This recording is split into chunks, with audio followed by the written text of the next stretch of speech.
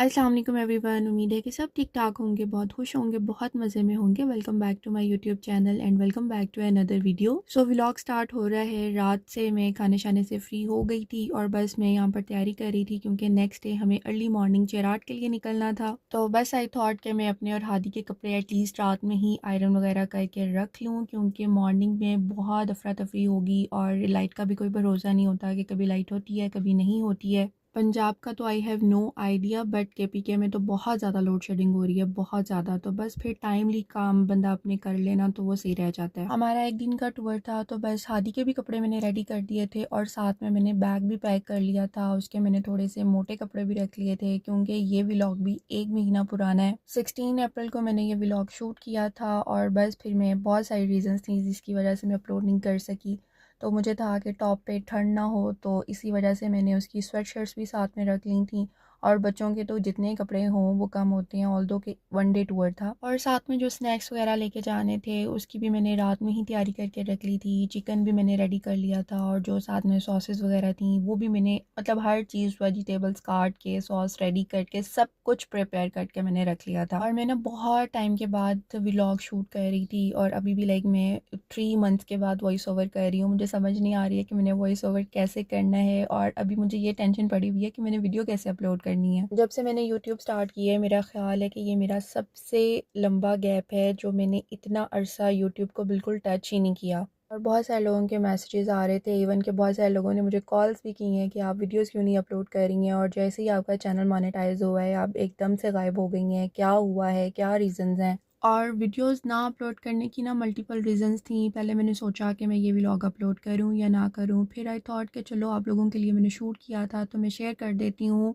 और साथ-साथ हम कुछ बातें भी कर लेते हैं कि यूट्यूब से इतना लंबा अरसा गायब रहने की क्या रीज़न थी, ऐसा क्या हो गया था कि मैंने बिल्कुल ही यूट्यूब छोड़ दी। तो बस बैकग्राउंड में आप बहुत प्यारे-प्यारे सीन्स देखेंगे, खूबसूरत पहाड़ देखेंगे और ये अर्ली मॉर्निंग है, सुबह बस मैं कोई भी क्लिप रिकॉर्ड नहीं कर सकी। बस जल्दी-जल्दी हम लोग नमाज़ से फ्री हुए हैं, मैंने घर वालों को ब्रेकफ़ास्ट करवाया है। आधी इस टाइम पे सोया हुआ था और बस उसे उठाने का दिल भी नहीं कर रहा था, तो बस उसे सोते हुए ही मैंने गाड़ी में अपनी गोद में लिटा लिया था और बस फिर उसको मैंने टॉप पे जाके रेडी किया। उसकी सारी चीज़ें मैंने साथ में रख ली थी। हमें एक छोटा सा इवेंट अटेंड करना था और मौसम जो है वो दिन में बहुत अच्छा था। लाइक हम जब अर्ली मॉर्निंग निकले हैं ना तो बड़ी अच्छी हवा चल रही थी, बहुत खूबसूरत, बहुत प्लेजेंट वेदर था। बट जैसे ही हम कैंट में एंटर हुए हैं ना, लाइक जैसे ही हम टॉप पे गए हैं तो एकदम से इतनी तेज़ धूप आ गई थी और आप यकीन करें कि पूरा इवेंट जो है ना वो हमें धूप में अटेंड करना पड़ा था और इतनी ज़्यादा गर्मी लग रही थी, बहुत ज़्यादा गर्मी थी। हालांकि उस टाइम पे घर में मैं कैम्ब्रिक और लेलन पहन रही थी, लेकिन जैसे ही हम लोग टॉप पे गए हैं तो मैं शुक्र अदा कर रही थी कि मैं लॉन पहन के आ गई हूँ क्योंकि लॉन में भी मुझे इतनी ज़्यादा गर्मी लग रही थी। और जैसे ही इवेंट ख़त्म हुआ है, अब यकीन करें कि इतने गहरे तेज़ बादल और फिर तेज़ बारिश और इतनी अच्छी हवा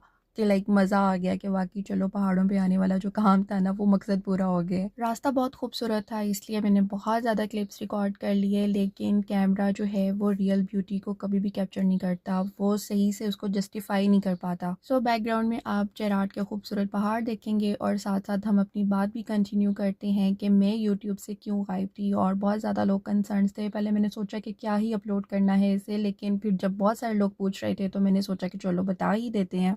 यूट्यूब से गायब होने की ना कोई एक रीज़न नहीं थी, लाइक मल्टीपल रीज़न्स थी। और जो मेन थी, जब रमज़ान स्टार्ट हुआ है उससे पहले मैंने 3-4 वीडियोस मतलब पहले से मैंने शूट करके रखी हुई थी जो कि मैंने रमज़ान से पहले पहले अपलोड कर दी थी।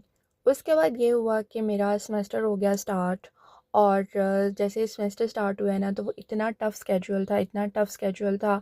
और मेरे माइंड में पहले से ये था, लाइक जब मैंने वीडियोस शूट करना स्टार्ट की थी तो मुझे था कि मेरा टेन्योर जो है वो मार्च में एंड हो जाना है, तो हो सकता है कि मुझे कोर्सेज ना मिलें। बट मेरा जो वर्कलोड था ना वो बहुत ज़्यादा था, बहुत ज़्यादा। और उसके बाद फिर लाइक दिन भी छोटे थे, ये फ़ेब की बात है। और फिर साथ में रमज़ान स्टार्ट हो गया और मेरा ये पहला रमज़ान होगा लाइक जो इतना क्योटिक गुजरा है, इतना क्योटिक गुजरा है कि मैं आप लोगों को बता नहीं सकती हूँ। मुझसे ना कुछ भी मैनेज नहीं हो पा रहा था, लाइक कुछ भी नहीं हो पा रहा था। रमज़ान से पहले आपकी बहुत सारी प्लानिंग्स होती हैं कि आपका जो मेन फोकस है वो आपका इबादत होना चाहिए, आपने ज़्यादा से ज़्यादा इबादत करनी है। लाइक नमाज कुरान तो हमारा नॉर्मल डेज़ में भी चल रहा होता है, बीइंग मुस्लिम हम उस चीज़ पे तो फोकस कर रहे होते हैं। बट जैसे ही रमज़ान आता है तो हमारी ये कोशिश होती है कि हम ज़्यादा ज़्यादा से ज़्यादा अपना टाइम जो है ना वो इबादत को दे सकें। बट आई डोंट नो, मुझसे कुछ भी मैनेज नहीं हो पा रहा था। लाइक मेरी इतनी टफ़ रूटीन थी, इतनी टफ़ रूटीन थी कि मुझे बहुत अर्ली उठना होता था, ठीक है। और कभी मैं तहज्जुद पढ़ पाती थी, कभी मेरी तहज्जुद मिस हो जाती थी, और मेरी नींद भी बिल्कुल ही 2-3 घंटे की रह गई थी। और उसके बाद फिर ये होता था कि सहरी बनानी है, सहरी बनाने के बाद मतलब नमाज और तिलावत से फ्री होकर तो बस फिर मेरा यूनिवर्सिटी का स्टार्ट हो जाता था। हादी का लंच पैक करना है, क्योंकि मेरी ट्रैवलिंग बहुत ज़्यादा थी तो मुझे सारे काम अर्ली करने पड़ते थे। जो मेरे पास टाइम होता था तो मैं उसका बैग रात में तैयार करके रख लेती थी। बट रात में भी लाइक इतनी कोई टफ़ रूटीन होती थी ना, तो सुबह सहरी के बाद उसका मैंने बैग भी रेडी करना है, फिर उसका मैंने लंच भी पैक करना है। रेसिटेशन तो आप समझें कि इस दफ़ा ना मुझसे प्रॉपर हुई नहीं है। लाइक जो नॉर्मल डेज़ में मैं कुरान पाक पढ़ रही होती हूँ, या नमाज़ों के बाद जो मैंने अपना टाइम एक फ़िक्स किया होता है कि इस टाइम पे मैंने ये सूरत पढ़नी है, इस टाइम पे मैंने ये पढ़ना है, वो वाले जो अज़कार थे ना मुझसे वो भी प्रॉपर नहीं हो पा रहे थे। बस जो अशरा रिलेटेड तस्बीहात थी स्पेसिफ़िकली, वो तो मैं लाज़मी पढ़ लेती होती थी। लाइक ड्यूरिंग ट्रैवलिंग भी वो मैं पढ़ती रहती थी। बट इसके अलावा जो आप एक बहुत स्पेशल टाइम निकाल के इबादत करते हैं ना, मुझसे वो इबादत नहीं हो पा रही थी। और उस चीज़ का गिल्ट मुझे इतना ज़्यादा था, इतना ज़्यादा था, शायद उस गिल्ट की वजह से मुझसे कुछ मैनेज नहीं हो पाता था। लाइक सुबह अर्ली मैं निकल गई हूँ, ठीक है, और उसके बाद फिर साढ़े दिन यूनिवर्सिटी, और यूनिवर्सिटी से वापस आई हूँ तो आकर मतलब इतनी मैं थकी हुई होती थी, और बस आके मैंने ज़ोहर अदा की है। और उसके बाद ना ना तो मैं प्रॉपर सो पाती थी। और जैसे मैं पहले लाइक रमज़ान में व्लॉग्स रिकॉर्ड करती थी कि मैंने स्पेशल इफ्तारी बनाई है, तो इस दफ़ा तो मुझे समझ ही नहीं आता था कि मैंने इफ्तारी में बनाना क्या है। मतलब दिमाग सो रहा है। ज़ोहर भी लाइक जब मैं घर पहुंचती थी तो ज़ोहर का टाइम ख़त्म होने वाला होता था, तो बस जल्दी जल्दी में मैंने ज़ोहर अदा की है। अगर मैं रेस्ट करने के लिए थोड़ी देर के लिए लेट भी गई हूँ ना, तो वो भी नहीं हो पाता था। वो मतलब दिमाग ऐसे था कि दिमाग बिल्कुल सुन्न हुआ हुआ है, ठीक है।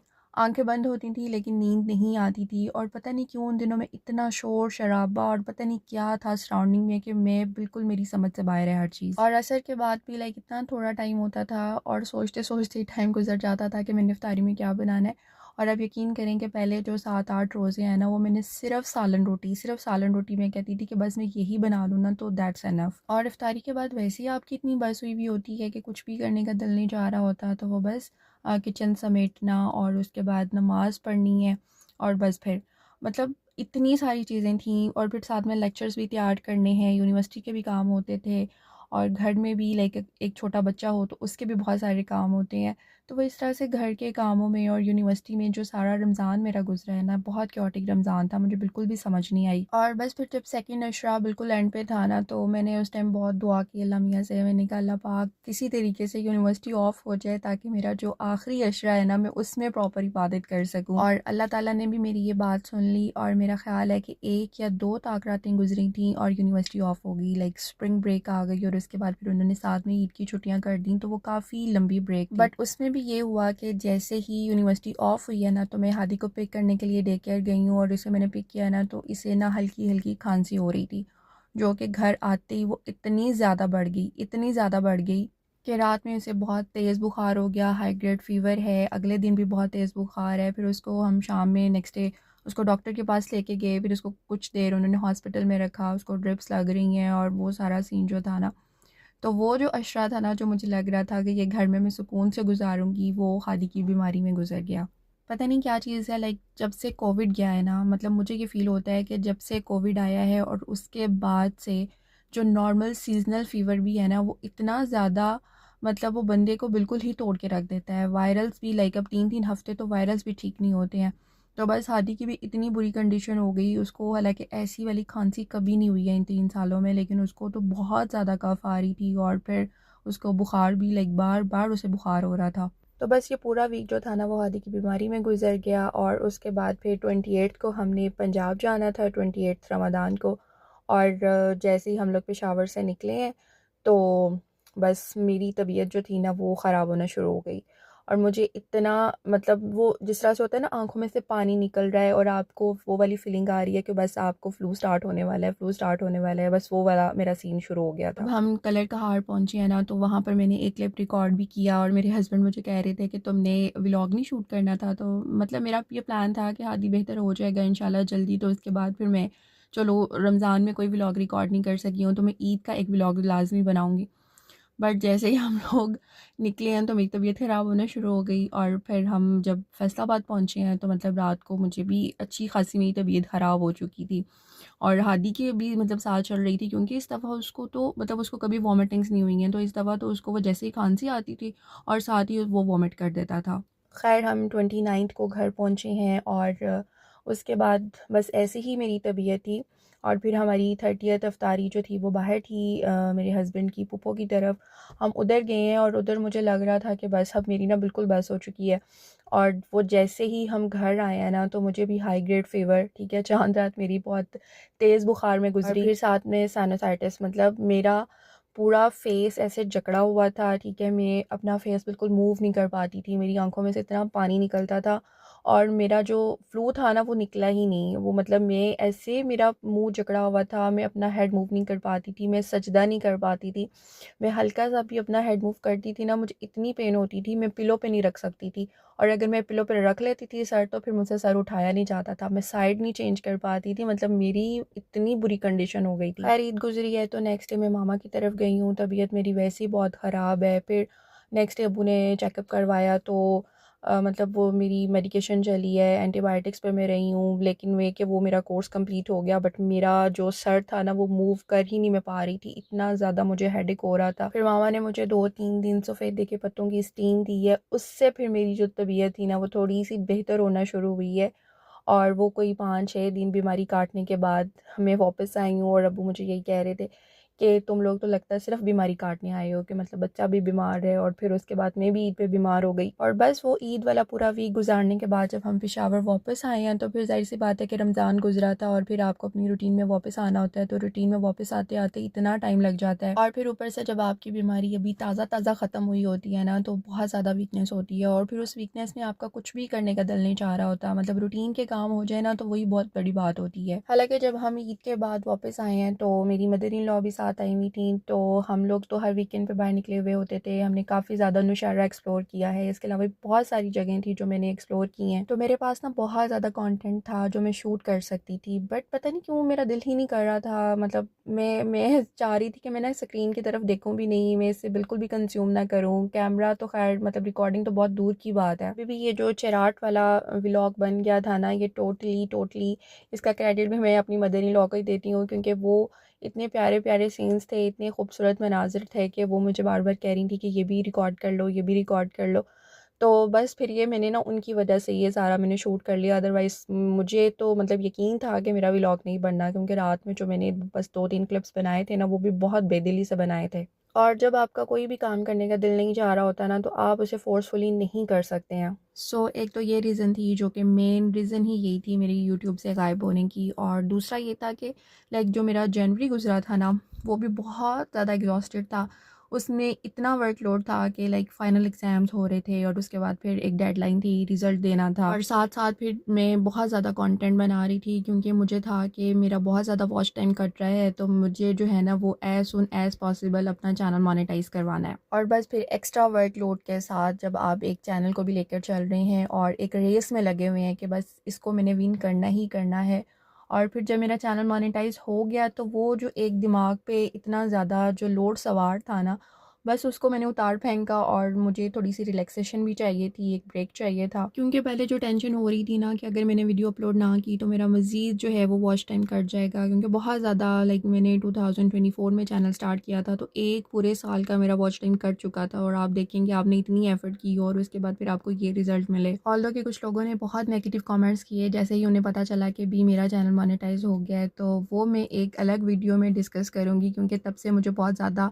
क्यूरीज भी आ रही हैं कि आपने चैनल कैसे मोनेटाइज करवा लिया। तो आई थॉट कि उस पर मैं एक अलग से वीडियो बनाऊंगी, प्रॉपर वीडियो, जिसके अंदर मैं पूरी गाइडलाइन आप लोग के साथ शेयर करूंगी कि यूट्यूब चैनल को मैंने कैसे मोनेटाइज करवाया है। ऑल्दो कि ये बहुत कोई आसान चीज़ नहीं है, कुछ लोग समझ रहे हैं कि ये बहुत ही लाइक ना शायद मैंने एक वीडियो से ही चैनल को मोनेटाइज करवा लिया, तो ऐसा कुछ भी नहीं है, बट मैंने सोचा हुआ है कि इंशाल्लाह मैं प्रॉपर आप लोगों के साथ शेयर करूँगी कि कौन सी टिप्स एंड ट्रिक्स मैंने अप्लाई की हैं जिसकी वजह से चैनल मेरा मोनेटाइज हुआ है।